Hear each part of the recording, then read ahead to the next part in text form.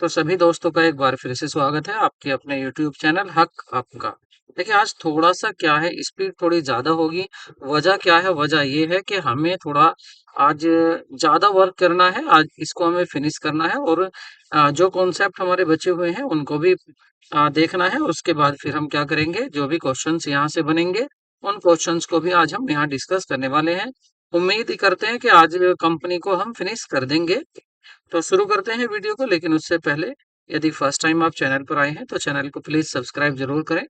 Subscribe करने से आपका कोई इसमें लॉस नहीं है। तो देखिए सबसे पहले देखते हैं आखिर शेयर के टाइप देखते हैं। शेयर के टाइप कौन कौन से होते हैं? तो मेनली अगर बात करें, यहाँ पर शेयर के आपके दो टाइप हैं। एक है आपका प्रेफरेंस शेयर और दूसरा है आपका इक्विटी शेयर। दोनों में क्या है डिफरेंस? देखिए, प्रीफरेंस शेयर को दो प्रीफरेंस मिलते हैं। अब दो प्रीफरेंस क्या मिलते हैं, इनको हिंदी में भी देख लेते हैं। देखिए, प्रीफरेंस शेयर क्या है? पूर्वाधिकार अंश। क्या है ये? पूर्वाधिकार पूर्वाधिकार अंश। ठीक है, क्योंकि हमारे हिंदी वाले भी भाई हैं, इंग्लिश वाले भी। और इक्विटी क्या है? समता समता अंश। ये दो तरह के होते हैं, समता अंश और पूर्वाधिकार अंश। अब यहाँ पर देखिए, प्रीफरेंस शेयर क्या है और इक्विटी शेयर क्या है। इनको दो प्रीफरेंस मिलते हैं। अब वे दो प्रीफरेंस क्या मिलते हैं? एक तो ये कि जब डिविडेंड मिलेगा तो इन्हें डिविडेंड इक्विटी से पहले मिलेगा। पहले डिविडेंड किसे मिलेगा? प्रीफरेंस शेयर को मिलता है, उसके बाद इक्विटी शेयर को मिलता है। पहला प्रीफरेंस। दूसरा क्या प्रीफरेंस है? दूसरा प्रीफरेंस होता है अगर कंपनी को वाइंडिंग अप करते हैं, कंपनी को बंद करते हैं, तो उस समय पर क्या होता है, पहले जो पैसा वापस किया जाता है वो प्रीफरेंस शेयर को किया जाता है। इक्विटी शेयर को अगर बच जाता है तो किया जाता है। तो ये दो प्रीफरेंस शेयर मिलते हैं किसको? प्रीफरेंस शेयर को ये दो अधिकार मिलते हैं, दो प्रीफरेंस मिलते हैं, जो कि इक्विटी को नहीं मिलते हैं। ठीक है। अब बात कर लेते हैं इनमें कंपैरेटिव स्टडी देख लेते हैं इनकी, क्योंकि देखिए क्वेश्चन अंदर से पूछा जा सकता है। तो लाभांश का अगर अधिकार की बात करें तो dividend is paid on the preference share if the paid is equity share. तो देखिए यहाँ पर डिविडेंड जो पेड किया जाता है प्रीफरेंस शेयर को, वो पहले पेड किया जाता है इक्विटी शेयर से। ठीक है, डिविडेंड तभी दिया जाएगा इक्विटी शेयर को यदि आपका प्रीफरेंस शेयर को डिविडेंड दिया गया है तो। और अगर डिविडेंड नहीं दिया गया है प्रीफरेंस शेयर को तो इक्विटी शेयर को भी नहीं मिलेगा। Right to dividend, right of dividend is fix. देखिए यहाँ तो फिक्स होता है, यहाँ डिविडेंड फिक्स मिलता है, लेकिन इधर डिविडेंड फिक्स नहीं होता है इक्विटी शेयर में। यहाँ पर क्या है, यहाँ board of director every year क्या करते हैं, डिक्लेयर करते हैं बाय शेयर होल्डर। तो क्या होता है, बोर्ड ऑफ डायरेक्टर तो प्रपोज करेंगे और उसको जो डिक्लेयर करेंगे उसको जो स्वीकृति देंगे वो कौन होते हैं? शेयर होल्डर देते हैं, हर साल के कितना देना है। प्रेफरेंस शेयर में अगर बात करें क्यूमुलेटिव प्रेफरेंस शेयर, तो यहाँ पर क्या होता है, यहाँ अगर आपको किसी बार डिविडेंड नहीं मिला है तो वो नेक्स्ट ईयर मिल जाएगा। आपका ये सोचिए कि वो इकट्ठा हो रहा है, जुड़ रहा है। लेकिन अगर इक्विटी शेयर में बात करें तो यहाँ पर क्या है, अगर कोई साल ऐसी हो जाती है जिसमें डिविडेंड नहीं दिया जाता है, डिविडेंड मतलब लाभांश घोषित नहीं किया जाता है, तो इनको उस ईयर का लाभांश आगे नहीं मिलेगा। जैसे देखिए इस बार का डिविडेंड मान लेते हैं, यहाँ पर डिविडेंड नहीं मिला तो इनका क्या हो गया, प्लस है। अगली बार जब डिविडेंड मिलेगा तो इनको दोनों दोनों मिलेगा, इस ईयर का भी और आने वाले ईयर का भी, मतलब दोनों साल का डिविडेंड मिलेगा। बट यहाँ इक्विटी शेयर में ऐसा नहीं होता। अगर यहाँ पर डिविडेंड नहीं मिला तो आने वाले साल में केवल आने वाले साल का ही मिलेगा, यहाँ का डिविडेंड नहीं मिलेगा। दूसरा कन्वर्टेबिलिटी। देखिए प्रेफरेंस शेयर को आप कन्वर्ट कर सकते हैं इक्विटी शेयर में, जैसे भी टर्म्स दी हुई हो, लेकिन इक्विटी शेयर को आप कन्वर्ट नहीं कर सकते। रिडेम्पशन की बात करें तो preference share are redeemable on due date. जैसे ही समय आता है तो ये रिडेम्बल हो जाते हैं, मतलब इनका पैसा वापस दे दिया जाता है। और यहाँ पर अगर बात करें तो कि इनको केवल कंपनी दोबारा खरीद सकती है, लेकिन ये रिडेम्पशन नहीं होता है, इनका वापस पेमेंट नहीं होता है। वोटिंग राइट की बात करें तो देखिए प्रेफरेंस शेयर को वोटिंग राइट नहीं होता है, और जबकि इक्विटी शेयर को वोटिंग राइट होता है। लेकिन ये भी कहा गया है, देखिए preference share held have no right only in special circumstances. Special circumstances में इनको वोटिंग राइट मिल सकता है। कब मिलता है? अगर इनको पिछले 3 साल से डिविडेंड नहीं दिया जा रहा है तो। बाकी जनरली क्या है कि प्रेफरेंस को वोटिंग राइट नहीं मिलता है, लेकिन ये समता जो होते हैं इनको वोटिंग राइट मिलता है सभी परिस्थिति में। रिपेमेंट ऑफ कैपिटल की बात करें, अगर इसको बंद करते हैं कंपनी को, तो पहले किसका दिया जाएगा? पहले दिया जाता है प्रीफरेंस शेयर को पैसा, उसके बाद दिया जाता है इक्विटी शेयर को पैसा। Right to participate of management की बात करें तो देखिए, इक्विटी शेयर जो होते हैं ये मैनेजमेंट में पार्टिसिपेट करते हैं, इनको अधिकार होता है, राइट होता है पार्टिसिपेट करने का, भागीदारी करने का। लेकिन प्रेफरेंस शेयर को ये भागीदारी ये नहीं कर सकते हैं मैनेजमेंट में हिस्सा नहीं लेते हैं। बात कर लेते हैं यहाँ पर जो प्रीफरेंस शेयर होते हैं, तो देखिए प्रीफरेंस शेयर भी कितने तरह के हो सकते हैं? तो प्रीफरेंस शेयर भी यहाँ 8 तरह के हो सकते हैं, 8 टाइप हो सकते हैं। किसके? प्रीफरेंस शेयर के, मतलब पूर्वाधिकार शेयर। कौन से शेयर? पूर्वाधिकार शेयर जो होते हैं, ये भी कितने हो सकते हैं? ये भी पूर्वाधिकार शेयर भी 8 तरह के हो सकते हैं। कैसे? देखिए, अगर with the reference of dividend की बात करें, तो एक तो ऐसा होता है कि यहाँ पर क्या है कि अगर डिविडेंड, तो यहाँ पर 2 तरह के हो सकते हैं। कौन-कौन से हो सकते हैं? देखिए, अगर डिविडेंड की बात करें तो एक होता है आपका क्यूमुलेटिव, एक नॉन क्यूमुलेटिव। देखो, अगर बात करें क्यूमुलेटिव की, तो क्यूमुलेटिव कौन से होंगे? क्यूमुलेटिव में अगर किसी ईयर डिविडेंड नहीं मिलता है, किसको? प्रेफरेंस शेयर को डिविडेंड नहीं मिलता है, तो आने वाले समय में अगर इक्विटी शेयर को डिविडेंड मिलेगा, तो पहले इनका जो पिछला रुका हुआ था वो एरियर इनको दिया जाएगा। ये होते हैं क्यूमुलेटिव। नॉन क्यूमुलेटिव कौन से होंगे? जिनको रुका हुआ डिविडेंड नहीं दिया जाता है, मतलब जिस ईयर का मिलना है उस ईयर का मिलेगा, बस पीछे का नहीं दिया जाता। और रुके हुए को हम क्या कह सकते हैं? एक्यूमुलेटेड, मतलब टोटल। इनको तो, जो क्यूमुलेटिव, इनको तो टोटल डिविडेंड मिल जाएगा, लेकिन अगर ये है नॉन क्यूमुलेटिव है, इनको टोटल नहीं मिलता। तो एक तरह से तो ये हो सकते हैं। दूसरी टाइप पर देखें तो दूसरी प्रीफरेंस पार्टिसिपेशन देख सकते हैं, पार्टिसिपेशन इन प्रॉफिट। तो ये कौन कौन से हो सकते हैं? ये हो सकते हैं दोनों आपके, देखिए, एक हो सकते हैं आपके पार्टिसिपेटिंग, और एक हो सकते हैं non participating preference share. Participating में ये है कि जब इक्विटी शेयर को भी डिविडेंड दे दिया और इनको पार्टिसिपेटिंग को भी डिविडेंड दे दिया, लेकिन फिर भी अगर कुछ प्रॉफिट बचता है तो उस प्रॉफिट में ये हिस्सा ले सकते हैं, इनको भी उसमें से हिस्सा मिलता है, बट इनको हिस्सा नहीं मिलता है। कन्वर्टेबल वाले कौन से हो सकते हैं? तो कन्वर्टिबल कौन से होंगे? जिनको ये अधिकार होता है कि वो अपने शेयर को कन्वर्ट कर सकते हैं इक्विटी शेयर में या फिर डिबेंचर में। इक्विटी शेयर में या फिर डिबेंचर में क्या कर सकते हैं? कन्वर्ट कर सकते हैं। और जिनको ये अधिकार नहीं होता, उनको बोलते हैं नॉन कन्वर्टेबल। नेक्स्ट देखते हैं रिडेप्शन। रिडेप्शन के आधार पर भी 2 हो सकते हैं। तो 2 हो सकते हैं, ये भी कौन-कौन से हो सकते हैं? रिडीमेबल हो सकते हैं और इररिडीमेबल हो सकते हैं। देखिए, रिडीमेबल कौन से होंगे? जिनको एक समय के बाद रिडीम कर दिया जाता है, मन का उनका पैसा मतलब वापस दे दिया जाता है। बट ये ऐसे होते हैं जिनको रिडीम नहीं किया जा सकता। तो इस तरह से हमारे ये 8 तरह के डिबेंचर हो सकते हैं। सॉरी, प्रेफरेंस शेयर हो सकते हैं 8 तरह के। देखिए कि जो शेयर कैपिटल होती है कंपनी की बैलेंस शीट में, उसको कैसे शो किया जाता है? तो कंपनी की बैलेंस शीट आपकी इस तरह की होती है, पर्टिकुलर नोट नंबर 1, और यहाँ पर अमाउंट होता है। इक्विटी एंड लायबिलिटीज की एक साइड होती है, दूसरी साइड होती है एसेट्स, जो कि ये वर्टिकल होती है, हॉरिजेंटल फॉर्म में बनाई जाती है पार्टनरशिप फॉर्म में। कंपनी में क्या है आपकी? वर्टिकल बनती है, और शेयर होल्डर फंड होता है, उसके बाद शेयर कैपिटल होती है। इसमें आपकी क्या दिखाई जाती है? आपकी share capital note to account. ये क्या है आपका? Note to account. और नोट टू अकाउंट में हम लिखते हैं ऑथोराइज्ड कैपिटल की कितने की हमें परमिशन है, कितने हम शेयर इशू कर सकते हैं।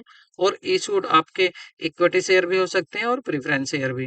कितनी इशूड की है उसको यहाँ लिख देते हैं। सब्सक्राइब्ड कितने की है, सब्सक्राइब्ड में पेड अप कितने कर दिए हैं, और ऐसे कौन है जिन्होंने पेड अप नहीं किया। टोटल अमाउंट हमारा यहाँ पर आ जाता है, ये आपकी बैलेंस शीट है। कंपनी की जो बैलेंस शीट है टोटल इस तरह की होती है। देखिए, यहाँ पर क्या है, ये होता है end of the current reporting period. ये तो करंट ईयर के अमाउंट लिखे जाते हैं और ये प्रीवियस ईयर के अमाउंट लिखे जाते हैं।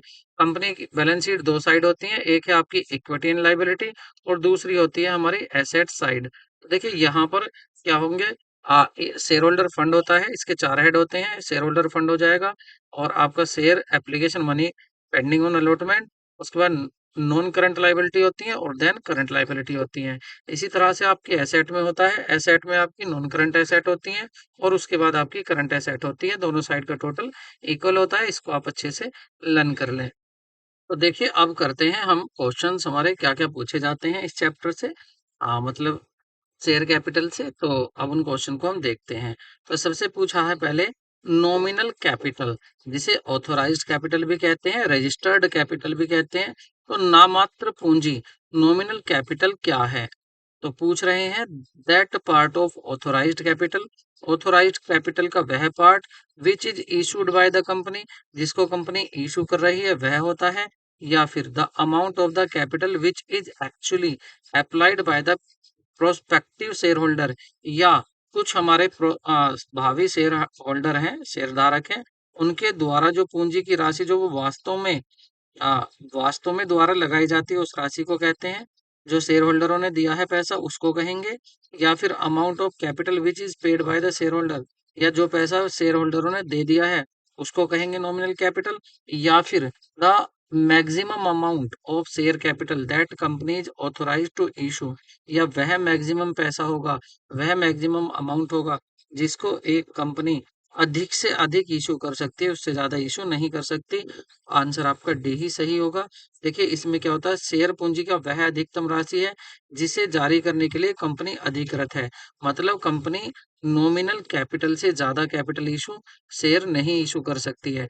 जैसे अगर 10 लाख रुपए की आपकी किसी किसी कंपनी की ऑथोराइज्ड कैपिटल है या नॉमिनल कैपिटल है, तो कंपनी 10 लाख से कम के तो शेयर इशू कर सकती है, 10 लाख के भी इशू कर सकती है, लेकिन इससे ज्यादा शेयर निर्गमित नहीं कर सकती, इससे ज्यादा रुपए के शेयर इशू नहीं कर सकती। तो इसको हम कह सकते हैं ये इशू की लिमिट भी होती है कंपनी की। नेक्स्ट क्वेश्चन की तरफ चलते हैं। सब्सक्राइब्ड कैपिटल क्या होता है? तो कह रहे हैं ये वह पार्ट होता है ऑथोराइज्ड कैपिटल का which is issue to be public for subscription, जो पब्लिक सब्सक्रिप्शन के लिए दिया जाता है पब्लिक के, या फिर that part of issued capital which has been actually subscribed by the public, या वह पार्ट जो पब्लिक के द्वारा सब्सक्राइब कर लिया जाता है, या और सी ऑप्शन है that part of subscribed capital which has been called up on share, या सब्सक्राइब्ड कैपिटल का वह भाग जिसको मांगा जाता है, या फिर the part of subscribed capital which has not been yet called up, या सब्सक्राइब्ड कैपिटल का वह भाग जो अभी तक मांगा नहीं गया है। तो देखिए सब्सक्राइब्ड कैपिटल होती है, जैसे अभी मैंने बताया, यहाँ नॉमिनल कैपिटल क्या थी? नॉमिनल कैपिटल थी जिसको जिसको एक कंपनी इशू कर सकती है, इससे ज्यादा इशू नहीं कर सकती। ये कितनी थी? ये थी आपकी 10 लाख। ठीक है, 10 लाख में से कंपनी ने जो है शेयर इशू कर दिए, कितने के इशू कर दिए? मान लेते हैं 6 लाख रुपए के शेयर इशू कर दिए कंपनी ने। ठीक है, तो ये क्या हो गई आपकी सब्सक्राइब्ड कैपिटल। तो हाँ, ये इशू कर दिए तो ये क्या होगी? Issued capital. क्या होगी? ये इशूड कैपिटल होगी। अब इस इशूड में भी हो सकता है पब्लिक इसके लिए एप्लीकेशन ना भेजे, पूरे 6 लाख रुपए के शेयर के लिए एप्लीकेशन ना भेजे, हो सकता है कम शेयर खरीदने के लिए एप्लीकेशन भेजे। जैसे एप्लीकेशन मात्र आई 5 लाख रुपए के शेयर खरीदने के लिए, शेयर एक 100 रुपए का था। ठीक है, तो कितने शेयर के लिए आई? शेयर हो गए 5,000, 5,000 शेयर के लिए एप्लीकेशन आई। तो एप्लीकेशन आई मतलब पब्लिक ने सब्सक्राइब कर लिया, तो सब्सक्राइब्ड कर लिया तो ये बन जाएगी आपकी सब्सक्राइब्ड कैपिटल। मतलब ये किसका पार्ट था? ये था इशूड कैपिटल का। ये इशूड कैपिटल का वह पार्ट था जिसको पब्लिक ने सब्सक्राइब कर लिया। अब 6 लाख में से 5 तो सब्सक्राइब कर लिया और 1 लाख को अनसब्सक्राइब कर लिया, अनसब्सक्राइब रहा, इसको सब्सक्राइब नहीं किया। तो हम बात कर रहे हैं केवल इसकी जो सब्सक्राइब कर लिया। ऑप्शन आपका क्या हो जाएगा? बी ऑप्शन यहाँ करेक्ट होगा। नेक्स्ट देखते हैं, विच of the following is not the purpose of which security premium amount can be used. तो यहाँ पर पूछा जा रहा है कि बताइए इसमें से ऐसा कौन सा है जिसके लिए सिक्योरिटी प्रीमियम यूज नहीं किया जा सकता? ये वेरी इंपॉर्टेंट क्वेश्चन है, इसको आप अच्छे से याद कर लें। तो देखिए इसको मैं आपको पहले भी बता चुका हूँ, आप इसको दोबारा सुन लें। और एक तो ये है कि अगर आप fully paid up bonus share issue कर रहे हैं, अगर आप इसको कहाँ कहाँ यूज कर सकते हैं आप? Issue issue off fully paid up bonus share, fully paid up bonus share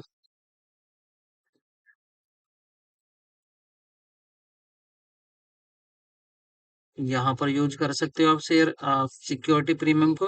दूसरा कर सकते हो आप writing of preliminary preliminary expenses, writing writing of prelim preliminary preliminary expenses को रिटर्न ऑफ कर सकते हो इससे। तीसरा, आप राइटिंग ऑफ कर सकते हो, राइटिंग ऑफ कर सकते हो एक्सपेंसेस, एक्सपेंसेस या फिर कमीशन या फिर डिस्काउंट, या फिर डिस्काउंट जो आपने इशू किए हैं शेयर या डिवेंचर इशू किए हैं, इशू ऑफ शेयर और डिवेंचर पर जो दिया है उसको कर सकते हो। नंबर 4,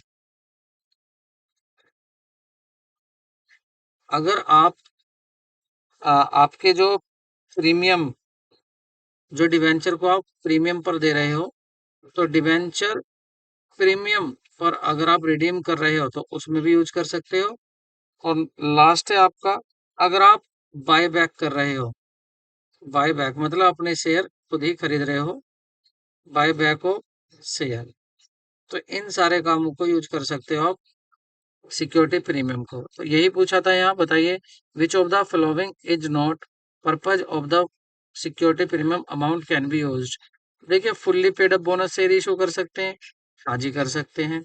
इशू ऑफ पार्टली, देखिए यहाँ कह दिया पार्टली, पार्टली बोनस शेयर नहीं फुल्ली। देखिए ये जो होगा यहाँ करेक्ट आंसर होगा, क्योंकि इसने पूछा था कि क्या नहीं कर सकते हो, तो देखो ये भी कर सकते हो आप, ये नहीं कर सकते दूसरा, क्योंकि यहाँ पर क्या गया पार्टली दे दिया, पार्टली नहीं फुल्ली पेड अप करते हैं। दूसरा, प्रिलिमिनरी एक्सपेंसेस को कर सकते हो, और purchase of its own share buy back मतलब ये भी कर सकते हो। क्या नहीं कर सकते, पार्टली बोनस शेयर को इशू नहीं कर सकते, और फुल्ली कर सकते हो। तो देखियो बस वर्ड का इतना सा अंतर है, यहाँ पार्टली और यहाँ फुल्ली है, तो आपको सावधान रहना है, ये मिस्टेक आपको नहीं करनी है। नेक्स्ट है, व्हेन शेयर आर फॉरफिटेड, जब शेयर फॉरफिटेड कर लिए जाते हैं तो share capital account is debited with, तो कौन से पैसे से डेबिट कर दिया जाता है। तो देखिए जो भी कोल्ड अप मनी होती है, जो भी कोल्ड अप मनी होती है, मतलब जो मांगा गया है, जैसे 100 रुपए का शेयर था, 100 रुपए में से 60 रुपए मांग लिए गए, और इस 60 में भी 30 तो मिल गए और 30 नहीं मिले, तो ये तो है पेड अप अमाउंट, ये है अनपेड अमाउंट, और ये क्या है कोल्ड अप अमाउंट, जो पूरा पैसा मांगा, जितना पैसा मांगा गया है, तो हम इस कोल्ड अप अमाउंट से करते हैं डेबिट। ठीक है, कोल्ड अप अमाउंट से डेबिट करते हैं। ठीक, नेक्स्ट क्वेश्चन देखते हैं। कह रहे हैं एक, if a share of 10 rupees का इशू किया गया था प्रीमियम पर, 2 रुपए का प्रीमियम था, which the full amount has been called up, पूरा पैसा मांग लिया 10 के 10, and 8 including premium paid up forfeited, 8 रुपए तो दे दिए प्रीमियम के साथ, बट इसको क्या थे, ये शेयर फॉरफिट कर लिए। इसका मतलब ये है 10 रुपए में से 10 और प्लस 2, 12 रुपए का शेयर था, कितने का, 12 का। ये क्या था, ये प्रीमियम था 2 रुपए का, और ये क्या थे, फेस वैल्यू शेयर की। अब यहाँ पर क्या हुआ कि यहाँ जो पैसे आए हैं वो आए हैं केवल 8 रुपए, और इस 8 में भी क्या है, 6 ही आए हैं, 2 रुपए तो प्रीमियम के आए हैं। तो अब हमसे ये पूछ रहा है कि बताइए शेयर कैपिटल अकाउंट को कितने रुपए से आप डेबिटेड करोगे। तो देखिए जब प्रीमियम मिल जाता है कंपनी को, कंपनी को security premium, SPR security premium reserve मिल गया है, सिक्योरिटी प्रीमियम मिल गया, आप तो इसको सिक्योरिटी प्रीमियम बोलते हैं। तो सिक्योरिटी प्रीमियम मिल गया तो इसको फॉरफिटेड जब करेगी कंपनी, इसको शो नहीं करती, केवल क्या एंट्री बनती है, एंट्री बनती है share capital account, share capital account तो होता है डेबिट, और टू हो जाता है forfeited, share forfeited account, share forfeited account, और टू हो जाता है कॉल्स इन एरियर, मतलब जो मांगा लेकिन मिला नहीं, कॉल्स इन एरियर्स, जो मांगा था वो नहीं मिला। ठीक है, तो यहाँ पर किस अमाउंट से होते हैं ये उस अमाउंट से होते हैं, किस अमाउंट से, जो कोल्ड अप कर लिया गया है। तो कितना कोल्ड अप किया है यहाँ पर हमने, हमने कोल्ड अप कितना किया है, 6 रुपए कोल्ड अप किया है, तो 6 रुपए से हम क्या करेंगे, शेयर कैपिटल को डेबिटेड करेंगे। नहीं नहीं सॉरी, कितना मांगा है, तो हमने टोटल कितना मांग लिया है, 10 रुपए मांग लिया है, तो 10 रुपए से इसको क्या करेंगे, डेबिट करेंगे, जितना मांग चुके, तो 10 का 10 मांग चुके, तो 10 से इसको क्या करेंगे, हम डेबिट करेंगे। इस 10 में से भी कितना नहीं आया, वो 6 रुपए हैं जो नहीं आए, और आ कितने गए, तो रुपए आए हैं केवल 4। ठीक है, मतलब ₹4 अभी तक आए हैं। अब आप कहेंगे ये कैसे हो गया? ₹10 तो माँगे थे, टोटल कितने माँगे हैं? ₹10। ठीक है, ₹10 में से उसने क्या कर दिया है? 8 जो है पेड अप कर दिए हैं। Which full amount has been called up and 8 called up and 8 paid up is forfeited। Full amount तो अच्छा ₹8 पेड अप हो गए, तो ₹8 हमें मिल गए। 8 में से हमें जो मिले हैं वो 6 ही रुपए मिले हैं। 6 क्यों लिखेंगे? क्योंकि 8 में से वो हटा देंगे प्रीमियम। तो हमें कितने मिले हैं? 6 रुपए मिले हैं और बाकी कितने नहीं मिले?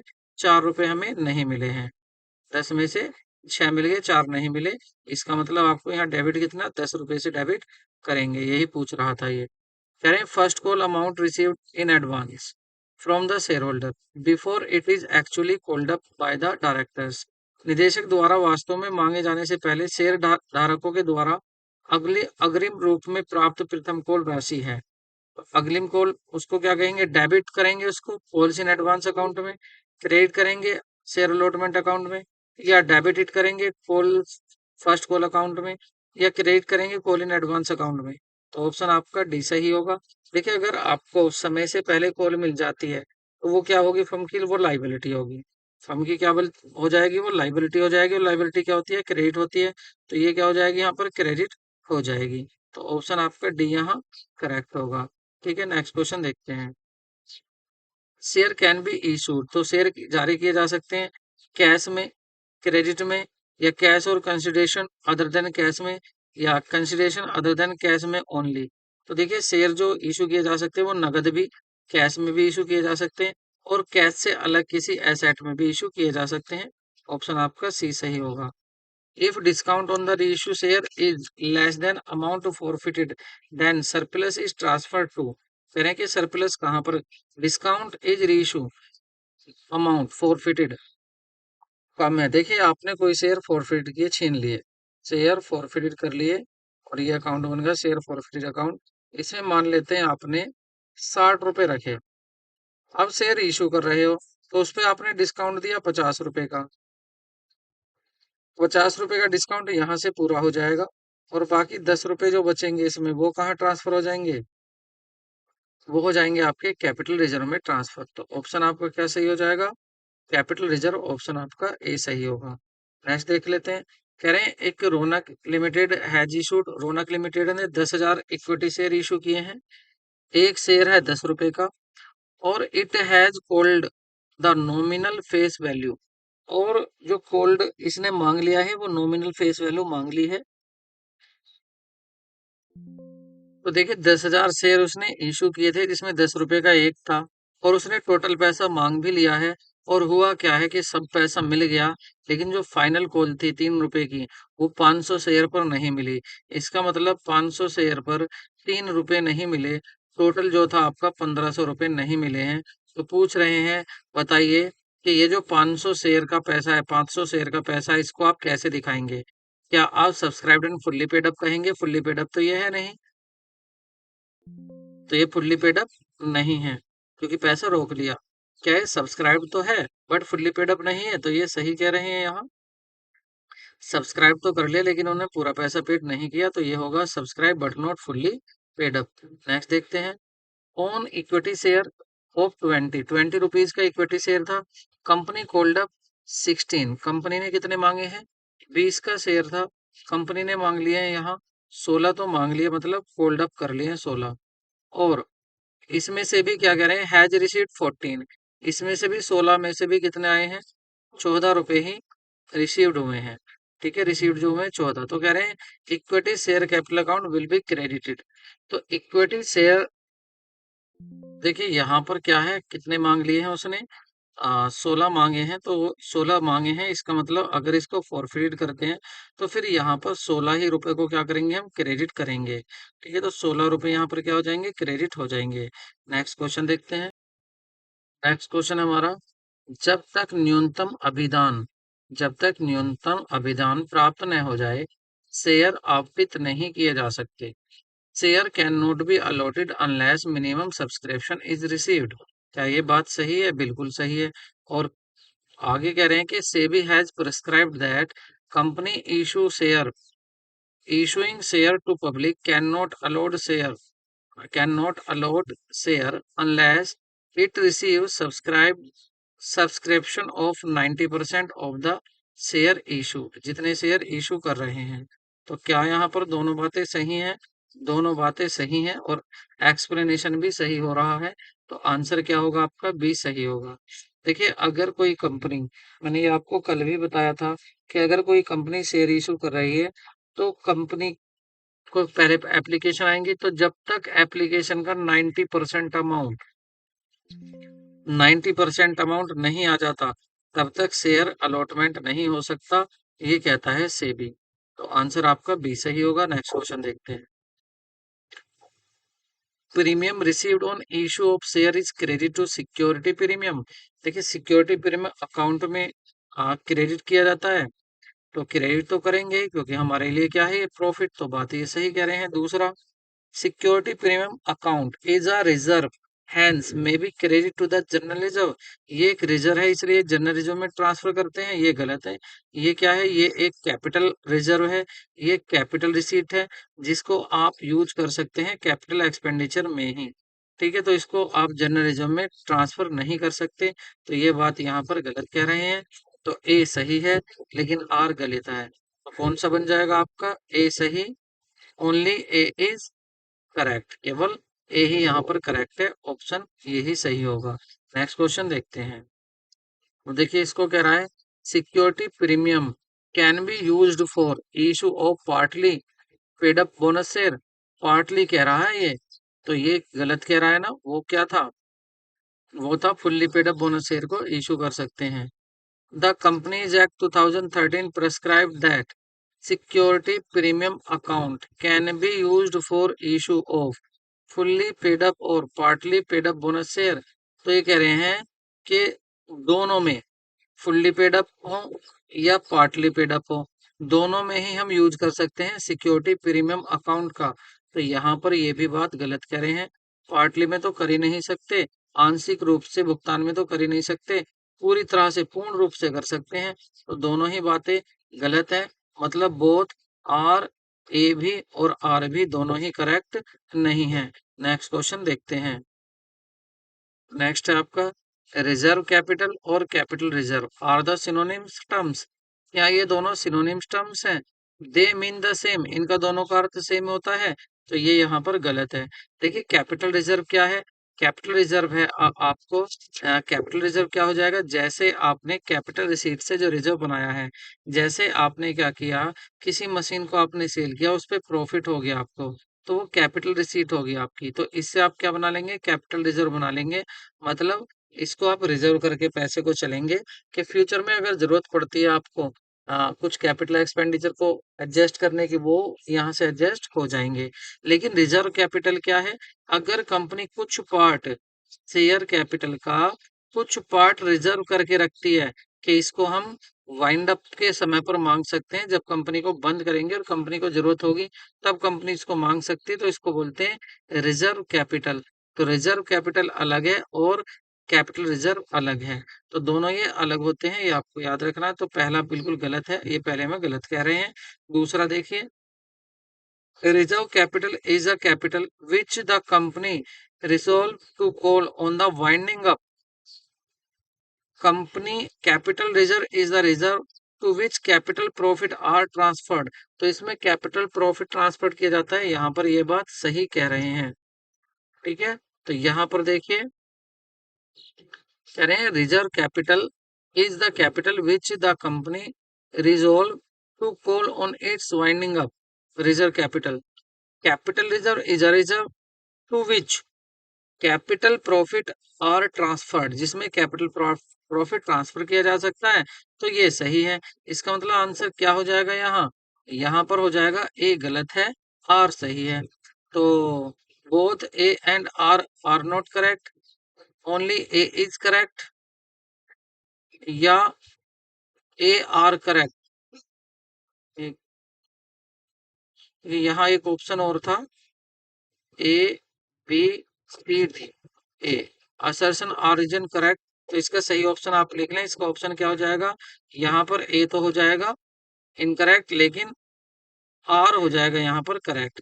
जो रिजर्व कैपिटल क्या है, वह पार्ट जो कंपनी रिजोल्व करती है, समापन पर बुलाने का संकल्प लेती है कि भाई अगर जरूरत पड़ेगी वाइंडिंग अप पर तब इस कैपिटल को ले सकते हैं। नेक्स्ट क्वेश्चन देखते हैं। Share may be forfeited cancel if share holder और शेयर होल्डर्स डू नॉट पे द अलॉटमेंट मनी और कॉल मनी ड्यू डेट। यदि ड्यू डेट पर पैसा नहीं देते हैं तो उनके शेयर का जब्त किए जा सकते हैं। तो बात तो सही है, जब्त किए जा सकते हैं अगर पैसा नहीं देंगे मांगने पर। By subscription the share applicant agree to pay the amount on share as per the terms of issue. If amount is not paid, it breach to agreement and company may be forfeited share following process of law। कानून के अनुसार कर सकती है paid, तो ये भी बात सही है यहाँ पर। ठीक है, तो यहाँ पर क्या है, दोनों बातें सही है और करेक्ट एक्सप्लेनेशन भी है, तो आपका आंसर बी करेक्ट होगा। तो देखिए इसके जितने भी क्वेश्चंस मैंने यहाँ बन सकते हैं, मैंने आपको कॉन्सेप्ट क्लियर कराने के लिए उन सभी क्वेश्चन को यहाँ शामिल किया है। ठीक है, तो यहाँ पर ये कॉन्सेप्ट ज्यादा हमने देखे हैं, आगे इस पे क्वेश्चंस भी बनाए जाएंगे, लेकिन फिलहाल क्या है कि अभी हमारे कॉन्सेप्चुअल कॉन्सेप्चुअल क्लास चल रही है जिसमें आपको कॉन्सेप्चुअल नॉलेज दी जा रही है। तो मिलते हैं नेक्स्ट क्लास में, नेक्स्ट वीडियो में। Take care, bye bye.